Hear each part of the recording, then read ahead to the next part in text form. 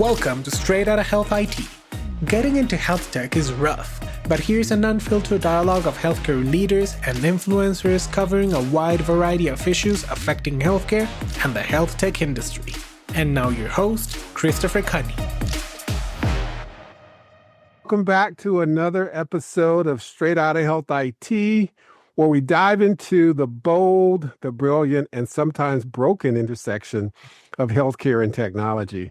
I am your host, Christopher Cunny, and today I'm honored to have joining me a true leader in the field of assisted aging in place technologies, Dr. Jennifer Boger. I'm going to just at a very high level give you a little bit of her background, and I'll let her provide a lot more detail around that as well, because we really want to jump into the topic of today. Dr. Boger leads the Intelligent Technologies for Wellness and Independent Living Lab, where she and her team focus on designing intelligent technology to improve the safety, health, and independence of older adults and people with disabilities. She has a very deep and impressive background in this space, and I'm just so very happy to have her as a guest today on the podcast. Thank you so much, Dr. Boger, for joining me today. Yes, well, thanks for having me, Chris. You're very welcome. You're very welcome. So before we jump into our conversation today, I always like to ask my guest to take a few minutes to share a little bit more about their background and their journey and their why. Why are they in the field that they're pursuing and passionate about today? So I want to turn it over to you. Okay, so the why for me was very obvious. I love building things. I like complex problem spaces. I like solving problems. I like working with people. So I was already gravitating towards being an engineer. And as that was happening, my dad's mom developed dementia quite early onset. She was like, so sorry to hear that. 62, I think, when she died. She was young. She was young. And but she also had bipolar. So the two things together don't mix terribly well. And she went into institutional care fairly early. But then she was in there for 17 years. And this is starting in the 80s. So institutional care has come. So a good portion of her life, she was institutionalized. That's right. Yeah. And visiting her with my grandfather, with my father, and just watching that journey. And so the progression of someone who physically was quite healthy, right, and really degraded quite quickly. It really inspired me for we can and should do better. Absolutely. With aging. And then, of course, just meeting all the people in my life who are aging. Yes, we all are. We all are, right? The day we're born, we're aging. And just everyone's journey with that and how different it is depending on absolutely every variable that there is. Yet when it comes to things, especially healthcare, I'm looking at you, people are very much treated as a bag of vitals with all the context dissociated from all this context. And so that means a couple of things that I saw. One is the system doesn't really kick in until you're so sick that it gets summoned, if you will. That's right. Yeah, and the system... Once you're up the deep end, then it steps in. Yeah, absolutely. Yeah, to your point, the system really doesn't focus around the health side of it. It really focuses more on the care side, right? Once you are sick, how do you start to manage a person's condition prior to it becoming so episodic or so significant or serious that it requires this higher level of care? 100%. And to me, that's very puzzling because, first of all, from just purely a monetary factor. Right.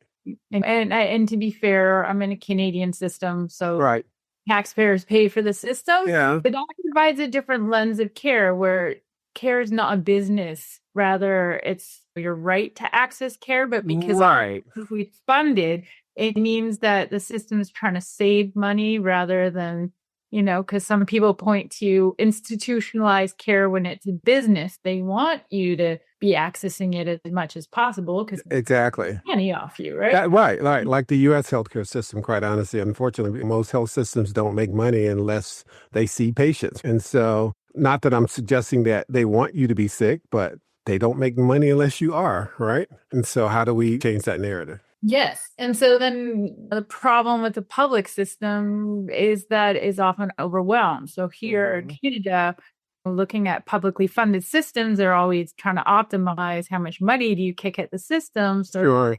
functional to, and what constitutes functional, we could debate all day, Right. that everyone can access it. But in that analysis, keeping people out of the system, of course, is the most cost-effective thing to do, usually, because once you're accessing acute care, it's often quite expensive. Whereas a lot of preventative things are cheaper. So that's one thing that's a bit puzzling. Yeah. Why don't we focus? If we're actually caring of people, why aren't we doing that more? Because then number two is, of course, quality of life.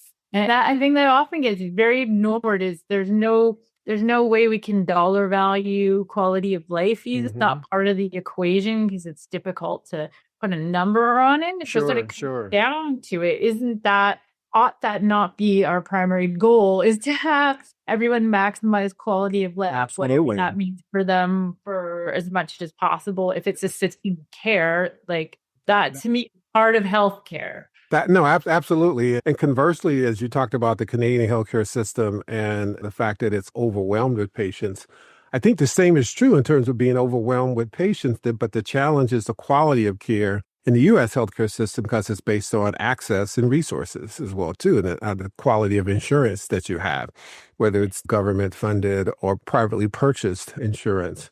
We are still very much overwhelmed with patients. We still very much focus on the care side versus the health side primarily. And we still are dealing with a population of individuals who are moving into their senior years as we age that are going to continue to overwhelm the system because here in the United States, I can't speak for Canada, the majority of us have one or more comorbidity issues that continue to affect our quality of life as we age. So I think whether it's government funded or private driven healthcare, we all still have a lot of challenges that we've got to figure out how to address. And that leads us to the work that you're doing as well, too, and this whole concept that we talk about around assertive technologies or assistive technologies. When you think about this concept of ambient zero effort technologies, right? That's a very powerful phrase. Talk to us a little bit about what that means from your perspective and why it matters to an aging population. Yeah, great question. So zero effort ambient technologies, the idea there is ambient being ubiquitous around you and easily accessible, and zero effort being designed in a way where it's very intuitive to interact with them. So it's zero perceived effort. Obviously, I'd argue interacting with any technology, even a pencil, is not zero effort at all. Exactly. It doesn't feel necessarily effortful. Like it's not making you swear. And Right. It's a good standard. And so whether you feel effort there or not. And this really stemmed from when I did my undergrad master's biomedical engineering. Okay. And I was the lab manager in Alex Mihalevedi's lab. I think you definitely with him early. So he and I share a lot of perspectives. And in working at U of T and running that lab, it was in the Department of Occupational Therapy. Because of that, we got a lot of exposure to having computer scientists, life and healthcare, like occupational therapy, physiotherapy, as well as bioengineers, all in the same lab, all working together. And we also were very conscious about everything we designed, we tested with representatives from the population it's designed to support. So, for example, tech for dementia, we actually went out into the community and found people living with dementia to try it out, and even better, for hospital design it with us.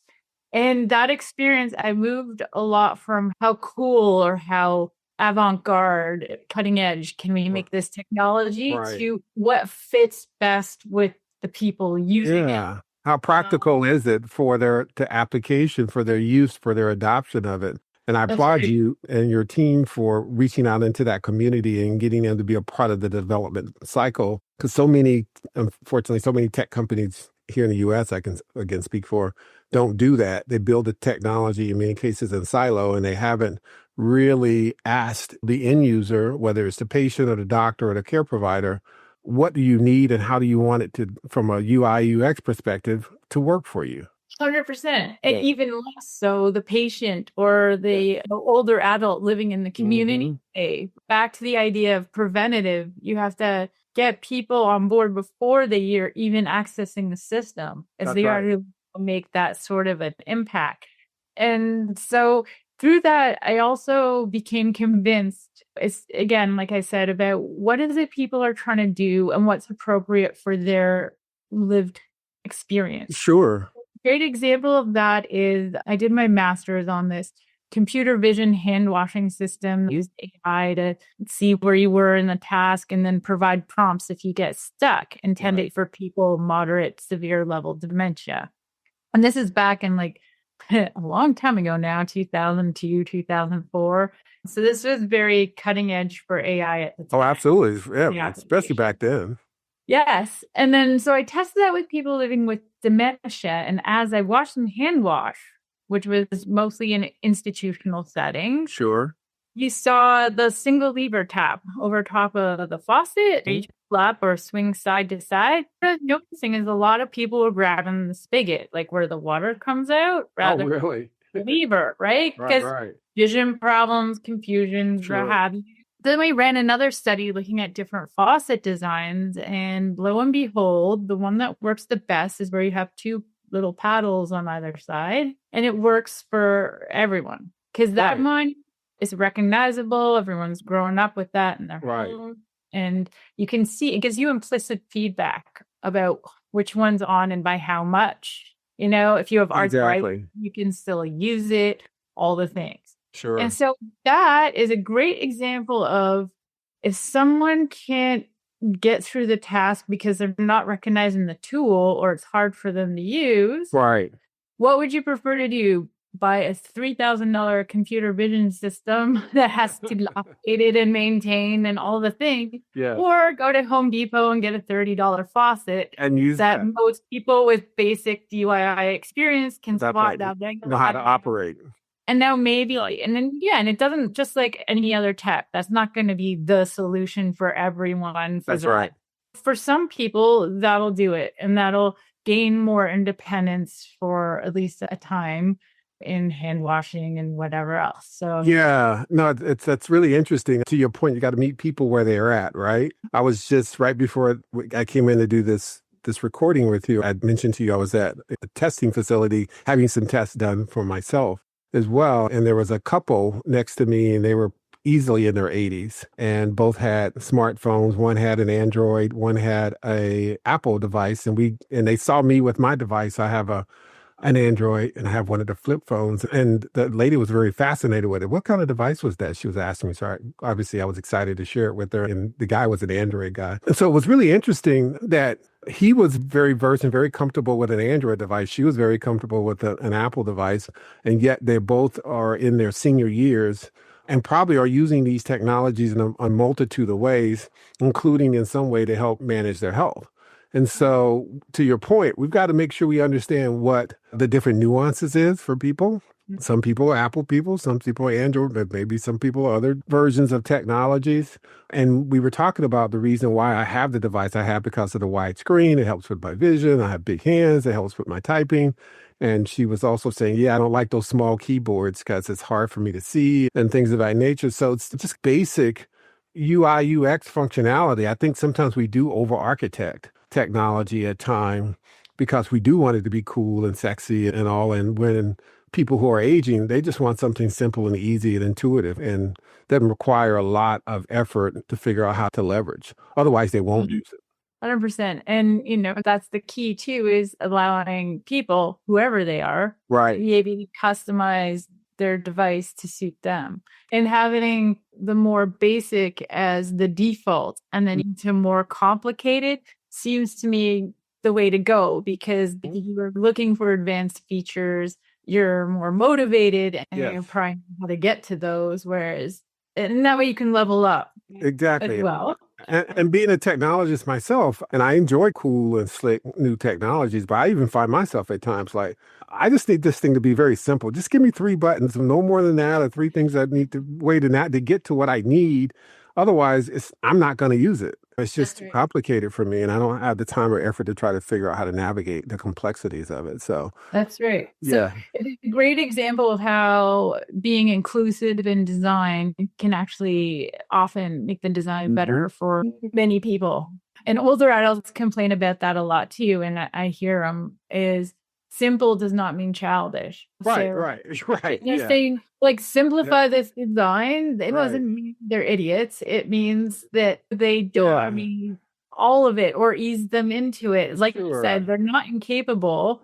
Right. But also much more picky, and rightfully so. Yeah. It's a time in your life where, frankly, you got a lot going on. A lot of people think of older adults as just sitting on the porch rocking away, but often you do have a lot of comorbidities to manage. And Right. I have arthritis. I have dementia. I have, I don't know, other diseases that make it difficult for me to have challenges with motor functions. So it may not even be something like, a cognitive disability. It may be just something that makes it difficult for me to use those types of devices in an effective way because my hands are, my dexterity is diminished in some way, or I might be blind, for example. So all those things I think we have to take into account. I did want to shift gears a little bit, the privacy and security aspects of these technologies now.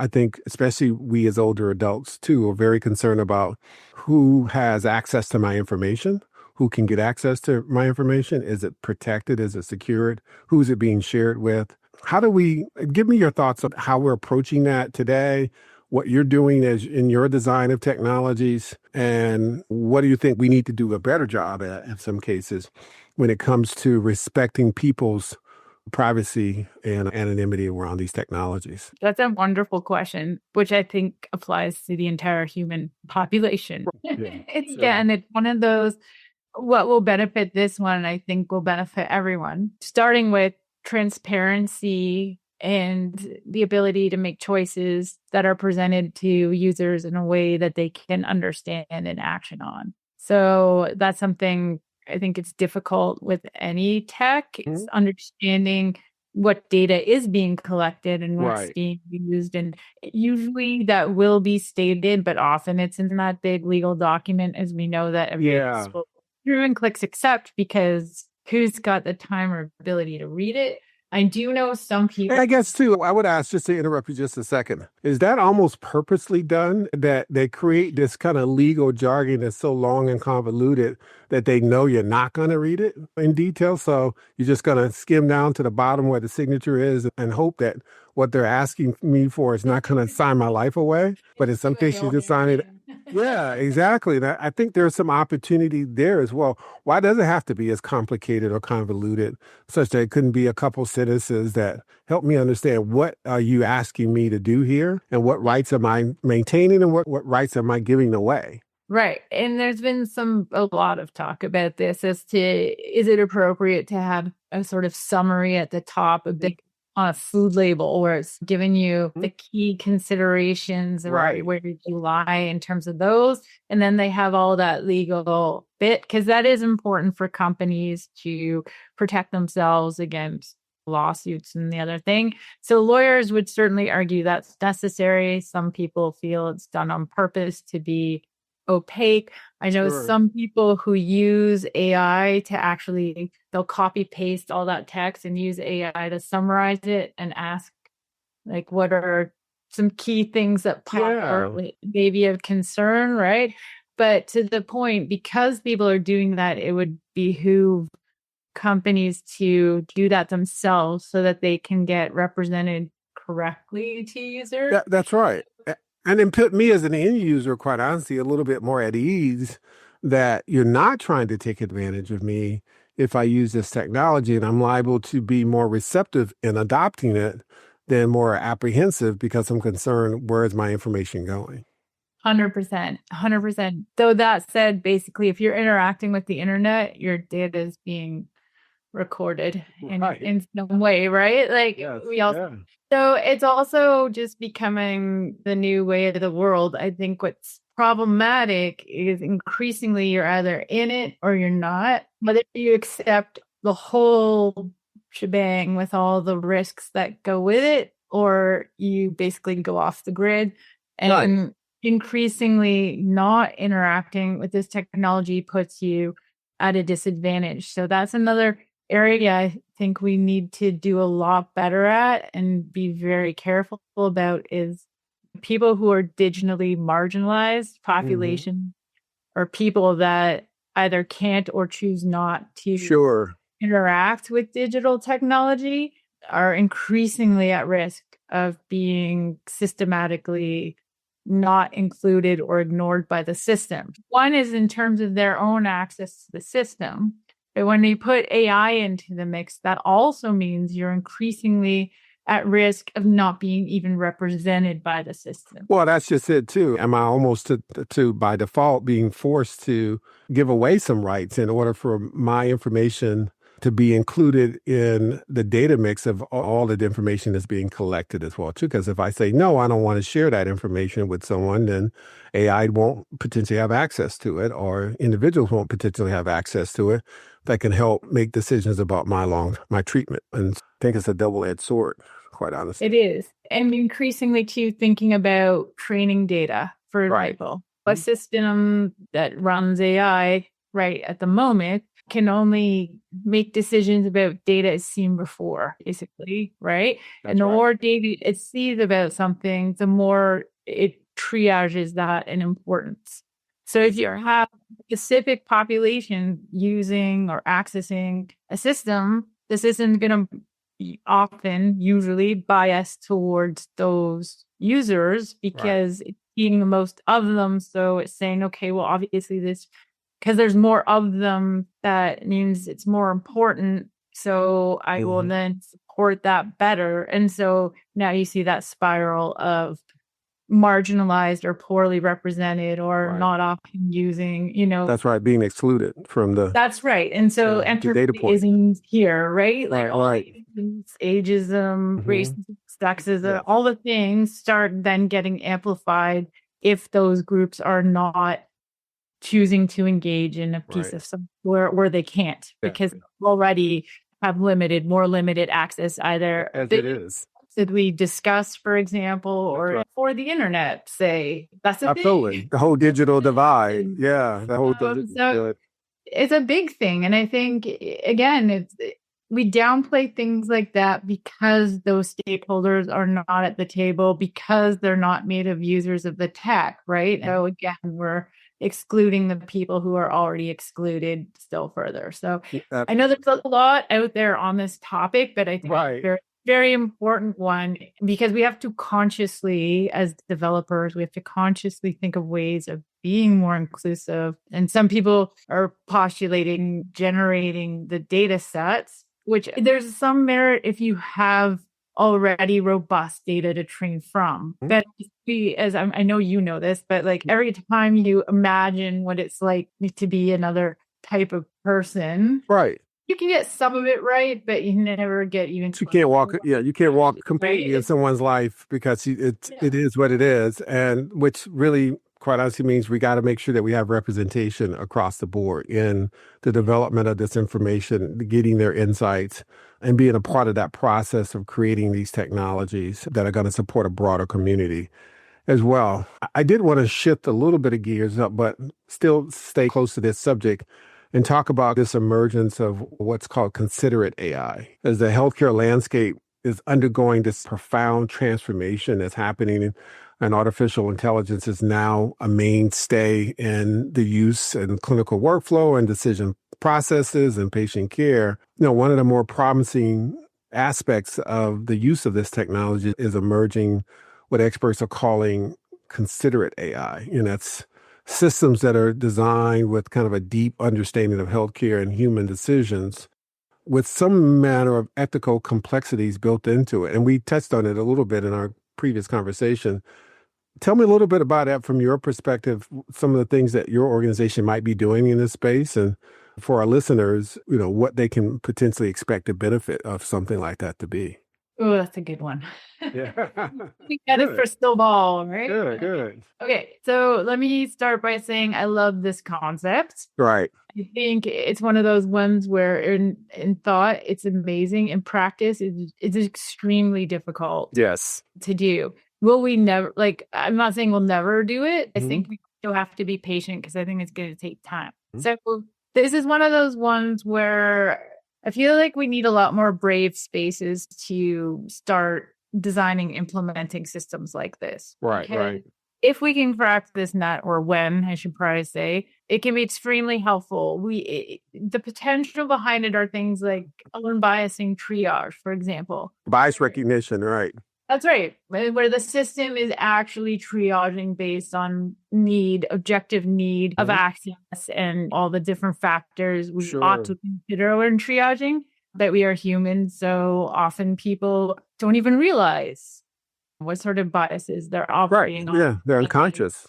Right. So that's just one example of where this could help. That said, we know from early tries implementation, mistakes will be made. And some of them are going to be pretty bad, actually, being honest, right? So that's where we need to give ourselves permission to make mistakes, because it's going to happen. Right. But rather do the best we can to involve plenty of stakeholders from different lenses and carefully looking at how we're doing, and then figuring out when things are going wrong, what's going wrong there. Right. What's the governance process behind that? How do we create the guardrails that ensure it doesn't do harm, right, in the use of these types of technology? Why is it not doing these wonderful things that we think it should be doing? And then how do we get it to do better, right? So that training is going to take a long time. Yeah, I can imagine. It's not just the compute power, to the bigger point, the complexity when it comes to healthcare, as an example, especially if we expand it to like wellness in general, and lifestyle and things like that. The number of compounding complexity is just huge, right? Coming to personal abilities, cultural differences, socioeconomic, geography, on it, family. Exactly. Are you in family or not? Do you talk to your family or not? Like, that's right. And the human condition is complex, right? It's not perfect. Right? Values. What is the system value? What is the patient value? And often you'll have competing values and priorities. And so how do you navigate that? Right. Absolutely. I think a really nice way we can start implementing that type of AI use, considering compassionate AI use, is with extreme transparency, where the AI is truly acting as a key decision point. It's asking stakeholders thought-provoking questions where they can have discussions and then feedback to AI what the decision is. And in that way, it's a very collaborative building experience. Yeah. And I think conversely also, how could you use this technology to actually evaluate humans' decisions about the delivery of care as well? Why did you, challenging it or evaluating, why did you treat this patient this way and another patient a different way, given the fact that they had the same potential illness? Is there some sort of inherent biases on your own part that the technology is pointing out and challenging as well? So I think there could be some potential interesting applications of 100%. this concept. And what an interesting design challenge, right? It's like, how do we question people on their decision-making if they are not offensive or don't shut them down, but rather get them to reflect? Things like, when do you ask the person a question like that? But we all know, like, as humans, if you have a sensitive question to ask someone, you usually take stock of, is now a good time? Or why did you use those terms with this person and use a different set of terms with another group? Was that based on cultural differences? Was that based on your own personal biases? I think there's so many different ways you could go down this rabbit hole, right? And try to figure out, are there certain things that technology can hold us as human beings accountable for? 100%. It's a mirror for ourselves, right? Like a moral, if you will, mirror is the way we can do it. And I know this is something that a lot of people are asking for of AI systems in general. A lot of the systems out there are very, wow, aren't you great? Look at you. You're doing awesome. Let me help you make it awesomer. Wow, now you're super awesome. And a lot of people, actually, when I'm using AI, I want it to push back. I'm using it as like, here's my first thought on a topic. can you please poke some holes or present to me perspectives that I may not have considered, because they're like exploring this area. And it's, if you just tell me how awesome I am, then wow, that's a bit of a problem. But conversely, like to your point, if we use AI as this way to, hey, did you think of that? Or did you know this? Or what have you?